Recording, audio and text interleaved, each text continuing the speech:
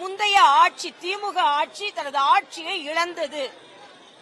ஆக இந்த மக்களின் உள்ளு உணர்வை, இறை உணர்வை ஏதோ மதக்கலவரம் போல சித்தரிப்பதை நாங்கள் ஒருபோதும் ஏற்றுக்கொள்ள மாட்டோம். ஆக இறைவனை அன்போடு அருளோடு கும்பிடுவதை, இதே அருள்தான் எங்களுக்கு அன்போடு பணிவோடு திருப்பரங்குன்றத்தில் விளக்கேற்றி கும்பிட வேண்டும் என்று நாங்கள் நினைக்கிறோம். ஆனா தமிழ்நாட்டில் உள்ள மின்சாரத்துறை அமைச்சர் நிர்மல் குமார் அவர்கள் நேற்று 2 வருஷத்துக்கு முன்னால இருக்கிற நிலையே தொடரும், நாங்க விளக்கேற்ற விடமாட்டோம் என்று சொல்லி இருக்கிறார். அவர் அப்படி சொல்வதில் ஆச்சரியம் இல்லை.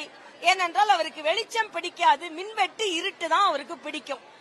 அதனால இன்று எங்களால் நிச்சயமாக ஒத்துக்கொள்ள முடியாது. வழக்காடு மன்றத்திலேயே இந்த சாமானிய மக்களின் உணர்வுகளுக்கு, இந்த ஏழை பக்தர்களின் உணர்வுகளுக்கு, இந்த உறுதியான பக்தர்களின் உணர்வுகளுக்கு மதிப்பளித்து அங்கே விளக்கேற்ற வேண்டும் என்று தீர்ப்பு வந்ததற்கு பின்பும் நாங்கள் விளக்கேற்ற அனுமதிக்க மாட்டோம் என்று சொல்வது ஆணவத்தின் வெளிப்பாடு.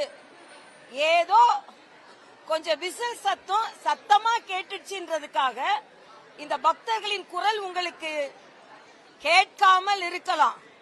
ஆனா இந்த பக்தர்களின் குரல் உங்க விசில் சத்தத்தை விட உறுதியானது, உறக்கமானது, உறுதியானது, வலிமையானது என்பதை நான் இங்கே தெரிவித்துக் கொள்கிறேன்.